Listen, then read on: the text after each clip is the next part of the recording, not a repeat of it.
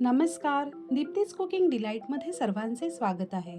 काहीतरी चटपटीत खायचे मन करतंय, तर चला करूयात रगडा पॅटीसचा बेत. कोणत्याही प्रकारचं चाट म्हटलं की त्याच्यात महत्त्वाच्या असतात त्या त्यावर घातल्या जाणाऱ्या गोड आणि तिखट चटण्या.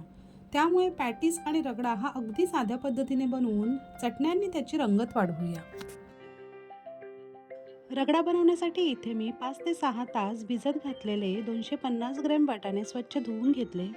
त्यात इंचभर वर पाणी ठेवून चवीप्रमाणे मीठ, 1 चमचा जिरेपूड, 1 चमचा धनेपूड व अर्धा चमचा हळद, हिंग आणि थोडे तेल घालून कुकरच्या 5 ते 6 शिट्ट्या करून घेऊया.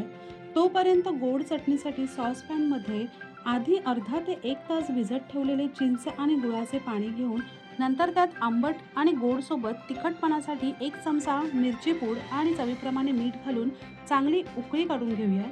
तोपर्यंत तिखट चटणीसाठी 7 ते 8 हिरव्या मिरच्या, 7 ते 8 लसणीच्या पाकळ्या, 2 इंचे आले, थोडा पुदिना आणि खूप सारी कोथिंबीर आणि दाटसर होण्यासाठी 2 छोटे चमचे डाळिंबाचे दाणे आणि चवीप्रमाणे मीठ, अर्धा लिंबाचा रस आणि चटणीचा रंग हिरवागार राहण्यासाठी 2 बर्फाचे खडे घालून बारीक चटणी वाटून घेऊयात.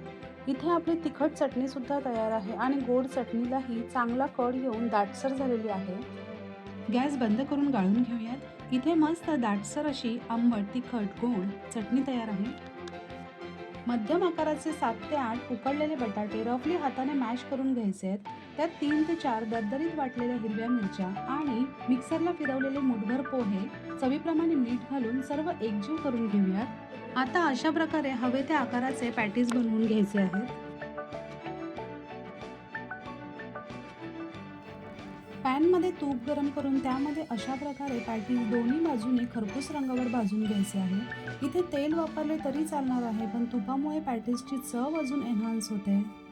कुकरही इथे थंड झालेला आहे, त्यामध्ये थोडी कोथिंबीर घालून गरम गरम पॅटीस सर्व करूया.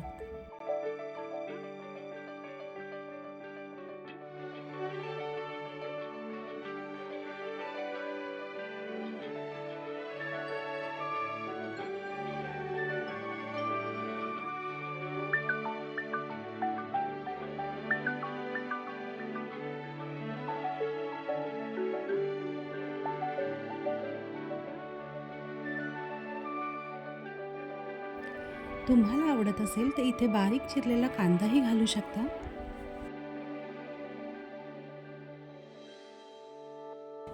रेसिपी आवडली असेल तर व्हिडिओला लाईक, शेअर आणि चॅनलला सबस्क्राईब करायला विसरू नका. धन्यवाद.